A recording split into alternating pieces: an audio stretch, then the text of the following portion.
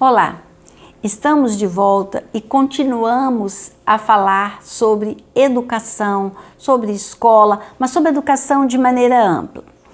E hoje eu quero trazer para você algumas coisas que eu aprendi durante essa pandemia, aulas online, congressos, e eu vou começar com um texto da Juliana Spinelli Ferrari, que é colaboradora do Brasil Escola, que é uma psicóloga formada pela Unesp e tem uma série de credenciais muito interessantes.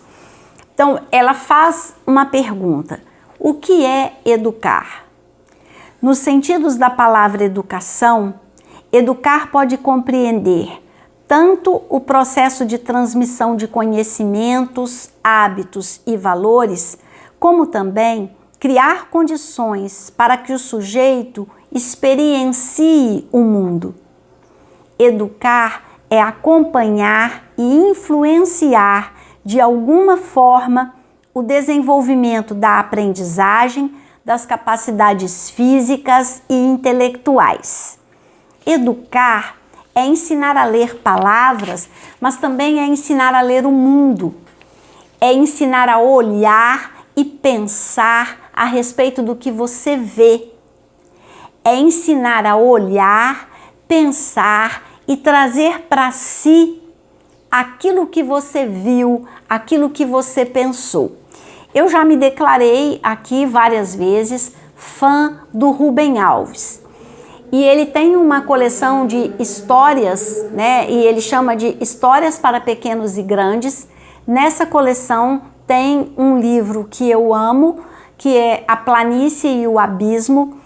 E nesse livro ele fala: conhecimento que só está na cabeça é cruel, traz sofrimento. O conhecimento precisa passar por onde o sangue corre, precisa ter coração, precisa ter alma. Conhecimento é muito mais que informação. É alguma coisa que pode ter vindo de fora, mas que entrou, foi processado, passou a fazer parte da gente e que sai na nossa atitude, no nosso olhar, no nosso pensar, mas com as nossas características. E o que tem isso a ver com educação? Educar é isso. Além de você ensinar matérias, né, português, matemática, física, inglês, é você ensinar a pensar, é você ensinar a aprender, é você ensinar a avaliar, a fazer relações com todas aquelas informações que, a partir do momento que você começa a fazer links, começam a se aprofundar, a entrar em você, para serem digeridas e depois poderem sair de você como alguma coisa que você oferece ao mundo. Educar é um processo permanente, constante, de quando a gente nasce até o último dos nossos dias. E é desta educação que eu falo. E é essa educação que está aqui no texto da Juliana Spinelli Ferrari, e também que está numa das palestras das mesas redondas mais maravilhosas do Congresso Mineiro da BENEP do ano passado, 2020, e que eu quero trazer para você algumas contribuições, porque eu já ouvi e reouvi, li e reli as minhas anotações dessa mesa redonda uma porção de vezes, porque ela foi fantástica e ela tem muito para oferecer.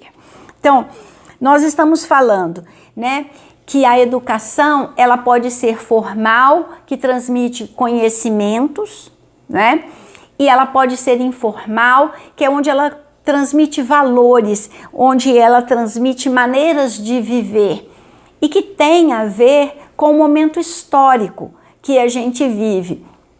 Antigamente, era de bom tom, né, fazia parte da educação, quando você visitava uma família, né, a família que recebia a visita servia um cafezinho, no mínimo. E era educado você deixar um restinho do café, era a educação. Hoje, as pessoas mais jovens nem sabem disso, não é? Eu sei porque eu tenho uma história aí com relação a isso, assim, muito interessante. Eu amo café e minha mãe contava que eu amo café desde sempre, desde pequena, né? E eu era um perigo para pegar esse restinho de café que tinha que ficar nas xícaras, então tinha que me vigiar para eu não pegar isso. Por isso que eu sei dessa história. Então, eu não sou tão velha assim, mas eu sei dessa história por causa disso. Então, a educação, ela deve promover o desenvolvimento intelectual, físico, moral, ético, né, dos indivíduos. Tanto a educação formal quanto a não formal, porque é onde elas se encontram, né? Nesses aspectos, digamos, da socialização, da responsabilização, né, pelo social, do coletivo, que se encontram a educação formal e a educação não formal, a educação de casa.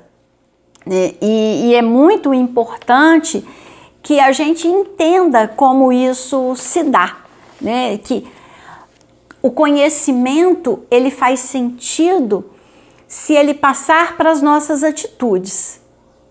Mesmo o conhecimento acadêmico, ele precisa ter uma aplicação na vida prática para que ele faça sentido. Mas eu só vou entender que aquilo que eu sei como conhecimento acadêmico deve alcançar todo mundo se eu tiver também essa educação que eu prefiro chamar de educação ética, de educação para a empatia, para a compaixão, se a gente quiser usar termos atuais, né? Então, onde é que entra aí a família? Toda a atuação da família é educativa. A família é o primeiro mediador na relação da criança com o mundo. A primeira visão de mundo que a criança terá será muito próxima da visão de mundo da sua família. A primeira leitura de mundo que uma criança faz é muito semelhante à leitura de mundo que ela vê na sua família. Então, até que a gente desenvolva uma autonomia de pensar, a gente mais ou menos pensa como nossos pais, diria o Belchior. Naquele momento em que a gente descobre que a gente pode pensar por conta própria, a gente costuma pensar o oposto do que nossos pais pensavam, muito para exercitar. Muitíssimo importante, não estou desqualificando não, mas a gente vai ainda amadurecer essa maneira de pensar. A gente ainda vai precisar evoluir, mas é um exercício importante. O comportamento dos pais pode influenciar a forma como os filhos irão se relacionar com o mundo e com as pessoas. O lugar que eles vão dar ao conhecimento acadêmico e o sentido que eles vão conferir a esse conhecimento acadêmico como maneira de estar no mundo. O quanto eles vão ter consciência de que esse conhecimento acadêmico não é deles, é individual, pessoal e exclusivo, mas que precisa ser posto a serviço do coletivo. Então, tanto valorizar o conhecimento acadêmico quanto a maneira de se relacionar com esse conhecimento são dados primeiramente pela família. é uma leitura do mundo que a gente aprende primeiro com a família. Então, famílias onde você não pode conversar sobre nenhum tema ou sobre temas polêmicos, mais difíceis, mais delicados, costumam dificultar para os filhos lidar com esses temas na vida real.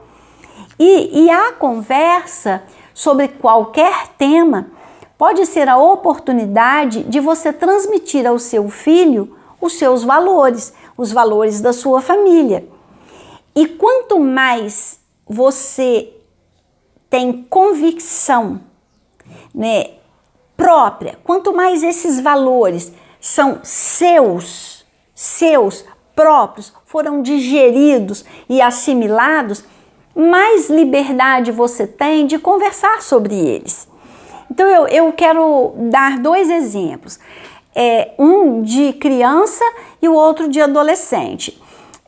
A minha irmã tem um neto, né? Vocês já estão cansados de me ouvir falar dos meus sobrinhos netos, mas então o mais velho, que tem quase 6 anos, vai fazer 6 anos no final de agosto, estava conversando com ela durante um trajeto de carro sobre as coisas que ele estava vendo. Eles estavam fazendo um trajeto rural. Então, vendo vacas, e aí ele falou, essas vacas dão muito leite, né, vovó? E é porque olha só como elas são, olha isso, olha aquilo. E aí a minha irmã falou, meu filho, o meu pai, ele também trabalhava assim, com vacas que davam muito leite. Ele comprava, ele vendia, na fazenda dele tirava muito leite. E aí ele falou, eu sei, vovó, eu sei muitas histórias do seu pai, eu sei até como ele chama. Era o Biso Filhinho, eu sei disso. E ele contou várias coisas que já tinham sido contadas para ele, né, a respeito do bisavô dele, o pai da avó dele. E aí, tão envolvido ele estava com aquelas histórias que ele falou, vovó, será que a minha mãe tem o celular do seu pai?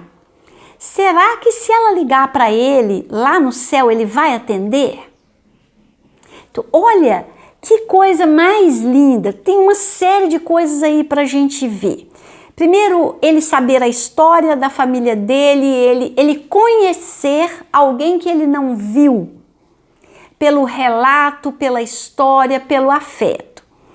E uma coisa muito interessante, muito linda, que ele estava com a avó, que era a filha do personagem, e ele achar que quem mais poderia colocá-lo em contato era a mãe. Então, isso serve para que a gente reflita a importância que primeiro a mãe, depois o pai e a mãe têm na vida da criança, o poder que eles têm, como eles são vistos como as pessoas mais poderosas. Então, é por isso que a gente diz que essa leitura de mundo que os pais fazem, os valores que eles transmitem na vida natural deles, são fundamentais para a formação da criança. E a outra história é sobre adolescente. No consultório, eu costumo falar muito com os pais, no sentido de que eles não fechem os olhos para os filhos que têm, para o crescimento dos filhos, para as experiências que eles estão vivendo, para o processo de desenvolvimento deles. Nós, adultos, temos muita dificuldade de ver que eles crescem, porque eles serão sempre as crianças, né, os filhos, e a gente gostaria sempre de poder impedir que eles sofressem, que eles quebrassem a cara, que eles se frustrassem, mas sabemos que não é possível e eles vão ter que viver as próprias experiências. Mas eu estava conversando com os pais sobre a necessidade de terem uma conversa franca, aberta com os filhos sobre sexualidade, sobre a clareza, né, que estava diante dos meus olhos, profissionalmente, de que eles precisavam orientar. E aí eu falei de um livro que eu tinha lido, que era sobre as questões da sexualidade do adolescente. Falei que eu tinha gostado muito do livro, que era muito bem escrito, que era muito claro, que a linguagem era acessível. Isso já tem muitos anos. Nós estávamos vivendo o pânico da AIDS.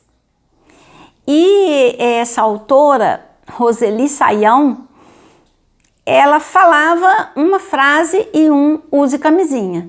Uma frase e use camisinha. E conversando com esses pais, eu falei, olha, eu acho que é muito importante, a gente precisa conversar sobre isso abertamente. Eles correm muito risco, ainda correm. Voltaram a correr, né? O risco de contágio e tal.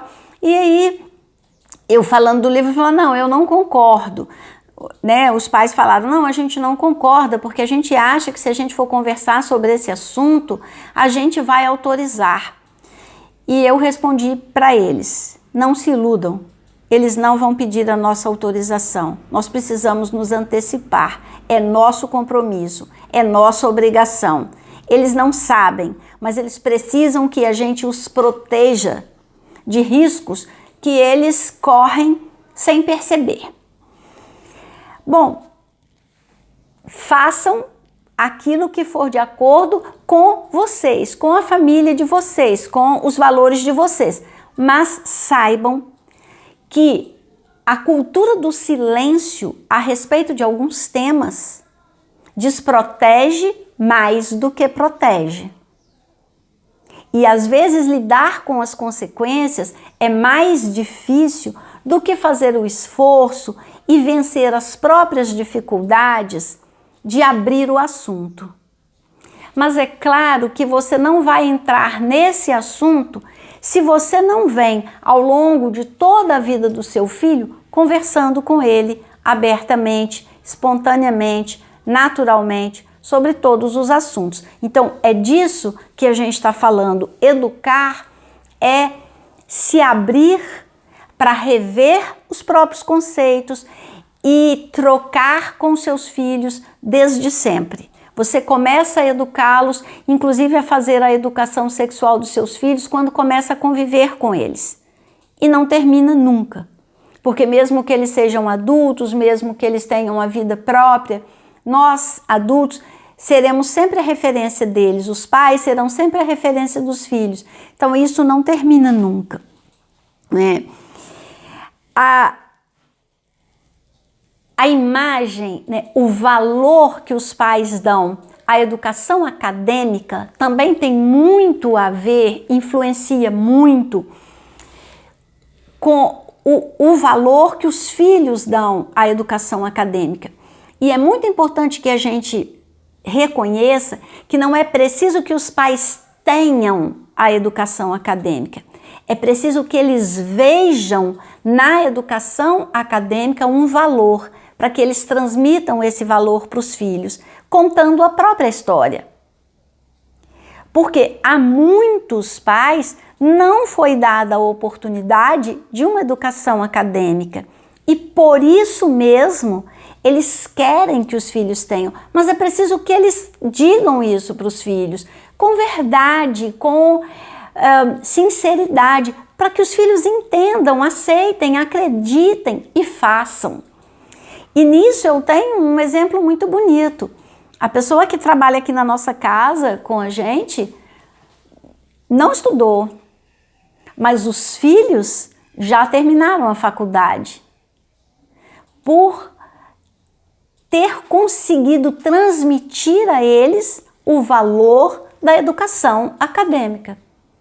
E eles se esforçaram, não foi fácil, mas eles fizeram. Porque eles acreditaram naquilo que foi dito para eles como uma porta de entrada para uma vida melhor, que a gente espera que seja melhor e que eles tenham mais ferramentas para construir essa vida. Isso é muito importante. Não é preciso que os pais saibam, que eles tenham uma formação acadêmica. É preciso que eles valorizem, que eles reconheçam, que eles estimulem verdadeiramente os filhos. É claro que se eles puderem participar, é muito melhor, mas nem sempre eles podem participar, talvez do jeito que a gente ache o mais natural. No livro Melhores Pais, Melhores Filhos, do meu professor José Augusto Mendonça, tem uma história linda a esse respeito. Um pai precisou trabalhar mais por causa de uma situação, né, financeira difícil, então ele passaria toda a semana sem encontrar os filhos. E ele se preocupou muito se isso representaria uma perda para as crianças, se elas teriam, por exemplo, né, uma queda no rendimento escolar por terem mudado tanto a rotina, mas ele arrumou uma estratégia. Então ele combinou com as crianças que antes de dormir elas iam deixar os cadernos abertos em cima da mesa com os deveres feitos para que ele olhasse. E ele então, para dizer, né, para demonstrar que tinha olhado, fecharia os cadernos e iria ao quarto das crianças, apagaria a luz do abajur e daria um nó no cobertorzinho, no lençol deles, para dizer: eu estive aqui. E assim ele fez. Ele fala que chegava às vezes morto de cansado e tinha vontade de não ler os deveres, de só ir lá dar o beijo, mas resistia e lia e fechava os cadernos. E no final de semana ele tinha o que comentar com os filhos a respeito do que ele tinha lido nos deveres, nas tarefas. Ele sabia o que as crianças estavam aprendendo na escola. Na reunião de pais, as crianças foram muito elogiadas, porque o desempenho delas na escola tinha aumentado. Mesmo no momento que o pai teve medo que caísse. Mas ele arrumou uma estratégia, ele arrumou um jeito de participar. Então, não é preciso ter todo o tempo do mundo, não é preciso estar presente, é preciso transmitir para a criança o quanto você valoriza aquilo que ela faz na escola, fora da escola, mas como a gente está tratando de educação, aquilo que ela faz na escola. E, né, continuando nesse tema de educação, eu comentei no início desse vídeo que no ano passado teve o Congresso Mineiro da ABNEP, que é Associação Brasileira de Neurologia e Psiquiatria Infantil, e aí tem o capítulo Minas Gerais, fez um congresso no ano passado, e uma das mesas redondas, teve muita coisa boa, mas uma das mesas redondas mais emocionantes para mim foi Paz na Escola, Sementes na Sociedade. E eu vou destacar a fala de duas pessoas, Raquel Franzin e Paulo de Tarso Lima. Eles fizeram colocações emocionantes, profundas. Eu já ouvi várias vezes e reli as minhas anotações várias vezes, e cada vez eu acho alguma coisa mais incrível, mais interessante. Eu vou dividir com vocês alguns aspectos. Não todos, porque esse vídeo ficaria longo demais. A escola é o lugar de exercitar um papel ativo diante das mudanças necessárias e as diferentes e desiguais realidades sociais. A escola é o lugar de se criar, de se desenvolver um senso de responsabilidade pelo mundo. Olha, isso tem tudo a ver com aquele primeiro vídeo que eu falei lá, né, da escola como o lugar de formação. É o lugar de exercitar um papel ativo diante das mudanças necessárias e as diferentes e desiguais realidades sociais. Escola é lugar de transformação, transformação de si, transformação do mundo. Mas de si não é só do aluno, é do professor também. Eu não posso ser a mesma pessoa depois de cada encontro que eu tenho com os meus alunos, no meu caso, que não sou professora, com os meus pacientes. Cada paciente precisa me transformar, porque senão eu também não sou capaz de atender a necessidade dele de transformar aquilo que gera sofrimento na vida dele. Porque se ele não tivesse um sofrimento, ele não estaria lá no meu consultório. Então, eu preciso me transformar para que ele também se transforme. E na escola é a mesma coisa. O professor precisa entender que ele precisa aprender e ensinar ao mesmo tempo. E não é aprender matemática, física só. Ele precisa aprender o mundo, porque o mundo muda todo dia. O mundo muda toda hora. E se você não muda, aqueles que você tem a pretensão de formar não estarão sendo formados para o mundo real. Talvez a coisa que a gente mais precise aprender na escola e fora dela seja aprender a aprender. Porque o mundo muda todo dia. E se a gente quer estar no mundo e se a gente quer ser capaz de ler o mundo, a gente precisa mudar junto com ele. E não é não ter valores, é exatamente o contrário. A gente precisa ter valores sólidos para que a gente possa mudar e defender esses valores. A empatia, a compaixão, a responsabilidade social, a capacidade, né, de se colocar no lugar do outro, ela depende de que a gente leia o mundo, como ele vai se apresentando a cada dia. Em vez de ficar na mente, a aprendizagem tem que vir para o coração. Isso foi um aluno que falou num vídeo apresentado pela Raquel Franzin. Ele fala: sabedoria você aprende não só com a mente, mas com o corpo todo. E depois, na sequência, o Paulo de Tarso Lima fala, né, que ele também ficou maravilhado com essa fala desse adolescente, e ele fala que isso é um conhecimento que a ciência está defendendo agora, que é da interocepção, é o conhecimento de si, se conhecer, conhecer o seu corpo, para daí gerar conhecimentos que possam gerar empatia, que possam gerar responsabilidade social e que possam fazer o conhecimento acadêmico ter sentido, que é aquele sentido lá que o Rubem Alves fala, né, que eu comecei falando para você. Tudo o que eu sei só faz sentido se eu sei quem eu sou. Porque só se eu sei quem eu sou, só se eu sei onde eu moro, é que eu sou capaz de usar o conhecimento que eu tenho.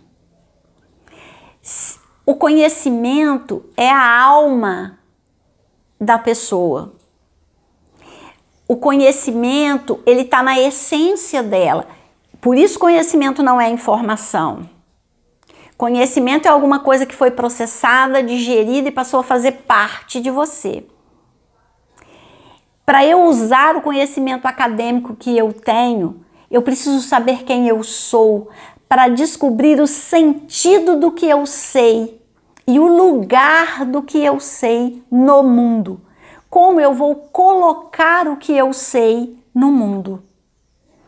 A esse respeito, eu quero dividir com vocês uma experiência pessoal, para mim, das mais marcantes. Eu estava esperando uma carona parada num lugar. E na rua, assim. E aí eu vi uma mãe com uma criança que devia ter 2 anos e meio, 3 no máximo, e a mãe sacudindo a criança, impaciente com ela, e isso me corta o coração. E aí eu fiquei profundamente triste e eu comecei a pensar, de que vale tudo que eu estudei, tudo que eu sei, se eu não chego a essa mãe? Se o que eu sei não protege essa criança, de que vale isso? Se o que eu sei é para essa mãe e essa criança, mas eu não chego a elas. Então, para que serve o que eu sei?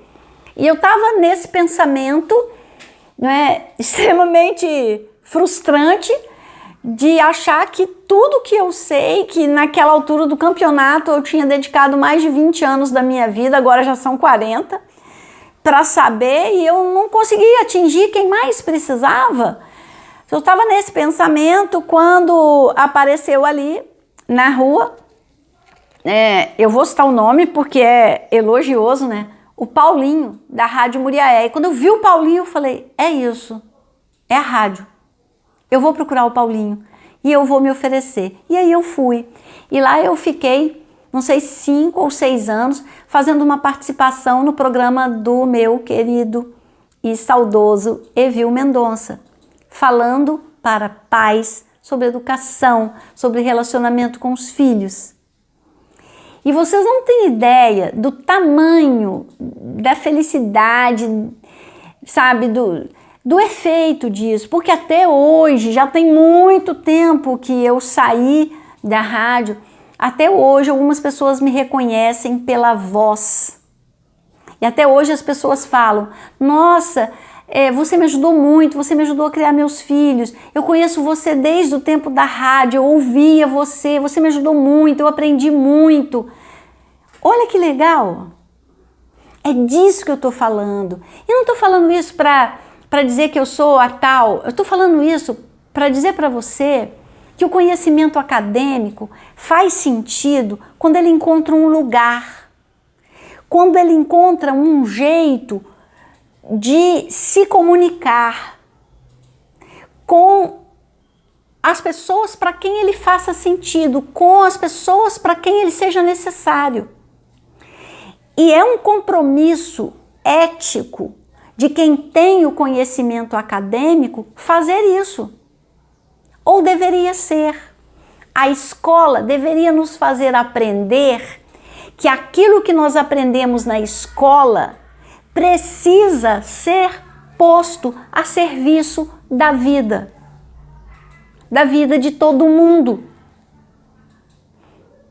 O mundo poderia e pode ser muito melhor se nós que temos conhecimento acadêmico colocarmos o nosso conhecimento a serviço da vida.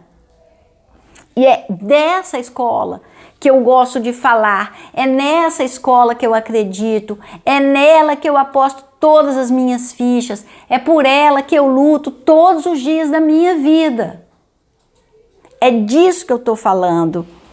É de construir um sentido para cada um e para todos a partir daquilo que se aprende na escola. Então a escola também tem que ensinar coisas que façam sentido para a vida da comunidade. A escola tem que receber e trabalhar e deixar evoluir pessoas inteiras.